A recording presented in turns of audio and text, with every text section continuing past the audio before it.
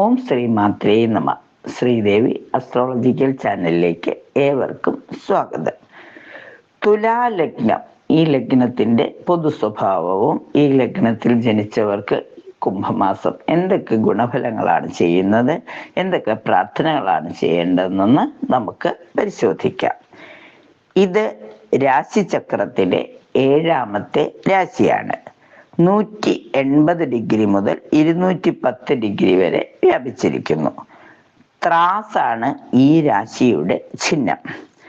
ഈ രാശി ചരരാശിയും പുരുഷരാശിയും ഓജരാശിയും വായുരാശിയും ശീർഷോദയ രാശിയും ദിനബല രാശിയും. തുലാം രാശികൾ, അതായത് ചിത്തിരയുടെ അവസാന 3, 4 പാദവും ചോതിയും വിശാഖത്തിന്റെ 1, 2, 3 പാദവും ചേരുന്ന നക്ഷത്രങ്ങൾ അടങ്ങിയ രാശിയാണ് ഇത്. ഈ നക്ഷത്രത്തിൽ ജനിച്ച വ്യക്തികൾ, അല്ലെങ്കിൽ ഈ രാശിയിൽ ജനിച്ച, ഈ ലഗ്നത്തിൽ ജനിച്ച വ്യക്തികൾക്ക് സാമാന്യം നല്ല ഉയരവും ശരീരവും ഉണ്ടാകും. ആകർഷകമായ വ്യക്തിത്വമുള്ളവരായിരിക്കും, ന്യായവാദികളായിരിക്കും, എല്ലാ കാര്യങ്ങളിലും നിഷ്പക്ഷമായി തീരുമാനമെടുക്കാൻ കഴിവുള്ളവരായിരിക്കും. പെട്ടെന്ന് കോപിക്കുമെങ്കിലും ഇവർ പെട്ടെന്ന് സമനില പാലിക്കാൻ ശ്രമിക്കുന്നവരാണ്. വേഷഭൂഷാദികളിലും ആഡംബരത്തിലും ഇവർക്ക് പ്രത്യേക താല്പര്യമുണ്ടാകും. പരോപകാര തൽപരരും രാഷ്ട്രീയത്തിൽ താല്പര്യമുള്ളവരും ബുദ്ധിശക്തിയുള്ളവരും പ്രതിഭാധനരും ആയിരിക്കും.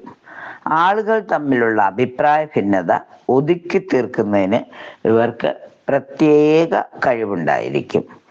ഈ രാശിയുടെ അധിപൻ ശുക്രനായതുകൊണ്ടും ശുക്രന്റെ സ്വഭാവമായ സൗമ്യതയും അന്തസ്സും ആഭിജാത്യവും സന്തോഷവും തുടങ്ങിയ എല്ലാവിധ ഗുണങ്ങളും ഈ ലഗ്നക്കാർക്ക് ഉണ്ടാകും.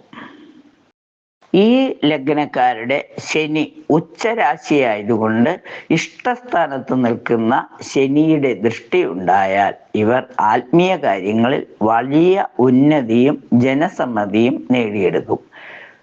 ഇവരുടെ അഷ്ടമാധിപൻ ശുക്രനായതുകൊണ്ട് ഇവരുടെ എല്ലാ വിഷമതകൾക്കും പ്രശ്നങ്ങൾക്ക് കാരണം ഇവർ തന്നെയായിരിക്കും. ഏത് പ്രവൃത്തിയും തോൽവി പ്രശ്നമാക്കാതെ തുടർന്നു കൊണ്ടുപോവുകയും ചെയ്യും. അവസാനം അവർ വിജയം കണ്ടെത്തുകയും ചെയ്യും. ഏത് പ്രതിസന്ധിയിലും സത്യസന്ധരായിരിക്കുവാൻ ഇവർ ശ്രമിക്കുന്നതാണ്. നീതിയിലും നീതിബോധത്തിലും ഉറച്ച് വിശ്വസിക്കുന്നവരാണ് ഇവർ. ഇവർക്ക് സ്ത്രീകളോട് കൂടുതൽ ആഭിമുഖ്യവും അവരോട് അടുത്ത് പെരുമാറുന്നതിനുള്ള ഒരു താല്പര്യവും വർദ്ധിച്ചിരിക്കും. ഇവർക്ക് കലാനിപുണത ഉണ്ടായിരിക്കും. പൊതുകാര്യങ്ങൾക്കും സുഖഭോഗ വസ്തുക്കൾക്കും വേണ്ടിയും ധാരാളം പണം ചിലവഴിക്കും. വശ്യമായ പെരുമാറ്റം ഈ ലഗ്നക്കാരുടെ പ്രത്യേകതയാണ്. ഈ സ്വഭാവം കാരണം എല്ലാവരും ഇവരെ വളരെയധികം ഇഷ്ടപ്പെടുന്നു. ഇവരുടെ കുടുംബജീവിതം സന്തോഷപൂർണമായിരിക്കും. എല്ലാവരോടും ഇവർക്കുണ്ടാകുന്ന അടുപ്പം പെട്ടെന്നുണ്ടായി പെട്ടെന്ന് ഇല്ലാതാകും. ഇവർക്ക് ഇണയുമായിട്ട് എപ്പോഴും അഭിപ്രായ വ്യത്യാസങ്ങൾ ഉണ്ടാകാം. ഇവർ പരുഷ സ്വഭാവവും പ്രകടിപ്പിക്കും. അതുകൊണ്ട് ഇവരെ തെറ്റിദ്ധരിക്കാതെ പരസ്പര ധാരണയോടുകൂടി ജീവിക്കുന്നതിൽ പ്രത്യേകം ശ്രദ്ധിക്കണം. ഇവർക്ക് ഉത്തമ സന്താനങ്ങളും സന്താനങ്ങളിൽ നിന്ന് സഹായ സഹകരണവും ഇവർക്ക് പ്രതീക്ഷിക്കാവുന്നതാണ്. സ്ത്രീകളോട് കൂടുതലുള്ള അടുപ്പം കുറച്ചില്ലെങ്കിൽ അത് കുടുംബജീവിതത്തെ ബാധിക്കും. ഇവരുടെ ഔദാര്യശീലം മറ്റുള്ളവർ മുതലെടുക്കാതെ പ്രത്യേകം കരുതലോടെ ജീവിക്കുന്നത് നന്നായിരിക്കും. ആഡംബരപ്രമം നിയന്ത്രിച്ചില്ലെങ്കിൽ അമിത വ്യയം മൂലം വിഷമതകൾ ഉണ്ടാകാം. ഇവർക്ക് സംഗീതത്തിൽ നല്ല താല്പര്യമുണ്ടാകും. വ്യവസായത്തിലും കച്ചവടത്തിലും സാമർഥ്യമുണ്ടാവുകയും ചെയ്യും. അതുമൂലം ധനവും സമ്പത്തും എല്ലാം വന്നു ചേരും.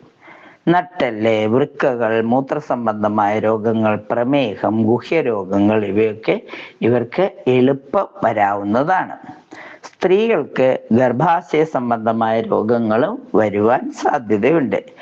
ഇവരുടെ 10ാം ഭാവാധിപൻ ചന്ദ്രനായതുകൊണ്ട് മധുരപലഹാരങ്ങള്, പാല് ഇവയുമായി ബന്ധപ്പെട്ട വ്യാപാരം ചെയ്യുന്നതിനും സെയിൽസ്മാനായി പ്രവർത്തിക്കുന്നതിനും, നല്ല റിസപ്ഷനിസ്റ്റ്, അതുപോലെ തന്നെ ഉയർന്ന പദവികളിലൊക്കെ, ആലങ്കാരിക പദവികളിലെല്ലാം ഇവർ നന്നായി ശോഭിക്കുന്നതാണ്. ബുധൻ ശുഭനാണ്. കർമാധിപനായ ചന്ദ്രന്റെയും ഭാഗ്യാധിപനായ ബുധന്റെയും യോഗം രാജയോഗപ്രദമാണ്. വ്യാഴം അത്ര ശുഭകരമല്ല. മലയുടെ മുകൾ ഭാഗം, വ്യാപാര സ്ഥാപനങ്ങൾ, കുളിപ്പുര, ജലസംഭരണി, ബഹുനില കെട്ടിടങ്ങൾ, ചന്ത, നല്ല ശുദ്ധവായു ലഭിക്കുന്ന സ്ഥലങ്ങൾ, ഈ സ്ഥലങ്ങളും അതുപോലെ തന്നെ ധാന്യങ്ങളുടെ വില ഇവയുമൊക്കെ ഭാരതത്തിന്റെ വടക്കൻ ദേശങ്ങളും എല്ലാം തുലാം രാശിയുമായിട്ട് ബന്ധപ്പെട്ടതാണ്.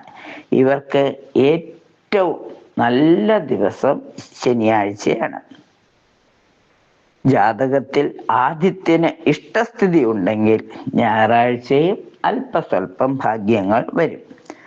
3ാം ഭാവാധിപനായ വ്യാഴത്തിന് 6ാം ഭാവാധിപത്യമുള്ളത് കൊണ്ട് സഹോദരങ്ങള് ശത്രുക്കളായി വർത്തിച്ചേക്കാം.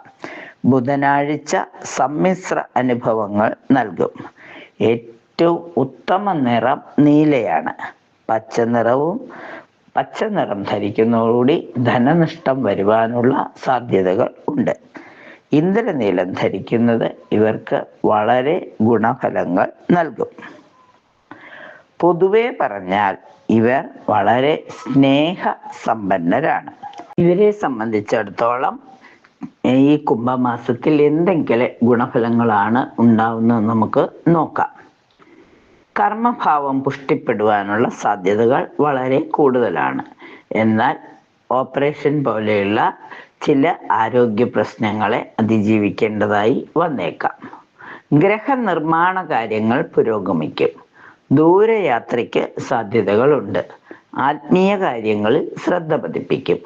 കുടുംബസുഖം അനുഭവിക്കും. പുതിയ വസ്തുക്കൾ വാങ്ങാനിടവരും. പ്രണയകാര്യങ്ങളിലെല്ലാം പ്രണയ സാഫല്യം പ്രതീക്ഷിക്കാം. അതുപോലെ അപ്രതീക്ഷിത ധനലാഭവും പ്രതീക്ഷിക്കാം. സുബ്രഹ്മണ്യ സ്വാമിയെ പ്രാർത്ഥിക്കുന്നത്, ഷഷ്ടിനാളിൽ വ്രതമെടുക്കുന്നത്, അതുപോലെ തന്നെ ശിവരാത്രിക്ക് ശിവഭഗവാനെ പ്രാർത്ഥിക്കുന്നത്, മാനസപൂജ ആയിട്ടെങ്കിലും കൂളത്തില് സമർപ്പിക്കുന്നത്, പിൻവിളക്കിൽ എണ്ണ കൊടുക്കുന്നത്, അതുപോലെ തന്നെ ഉപവാസം എടുക്കുന്നത്, കുംഭഭരണി നാളിൽ ഭദ്രകാളിയെ പ്രാർത്ഥിക്കുന്നത്, അതുപോലെ മകത്തിന് ചോറ്റാനിക്കരയമ്മ കുംഭമാസത്തിലെ മകം 12/3/2023 ഉച്ചയ്ക്ക് 2 മണിക്ക് അമ്മയെ മനസ്സുകൊണ്ട് എതിരേറ്റ് ദീപം തെളിച്ച് പ്രാർത്ഥിച്ച് അമ്മേ നാരായണം ജപിക്കുന്നത് വളരെ ഗുണഫലങ്ങൾ നൽകും. അതുപോലെ ആറ്റുകാൽ പൊങ്കാല നാളിൽ മനസ്സുകൊണ്ട് അമ്മയ്ക്ക് പൊങ്കാലം സമർപ്പിക്കുക. ക്ഷേത്രദർശനം സാധിക്കുന്നവർ അത് ചെയ്യുക. അതുപോലെ എല്ലാ വെള്ളിയാഴ്ചകളിലും നെയ്വിളക്ക് തെളിച്ച് പ്രാർത്ഥിക്കുന്നത്, മഹാലക്ഷ്മിയെ പ്രാർത്ഥിക്കുന്നത്, എല്ലാം അന്നപൂർണേശ്വരി ദേവിയെ കൂടി പ്രാർത്ഥിക്കുന്നതോടുകൂടി എല്ലാ ശുഭഫലങ്ങളും അനുഭവ യോഗ്യമായി വരും. കഷ്ടതകളെല്ലാം മാറി കുംഭമാസം ഏറ്റവും ഗുണപ്രദമായി തീരട്ടെ എന്ന് ആശംസിച്ചുകൊണ്ട് നിർത്തുന്നു. നന്ദി, നമസ്കാരം.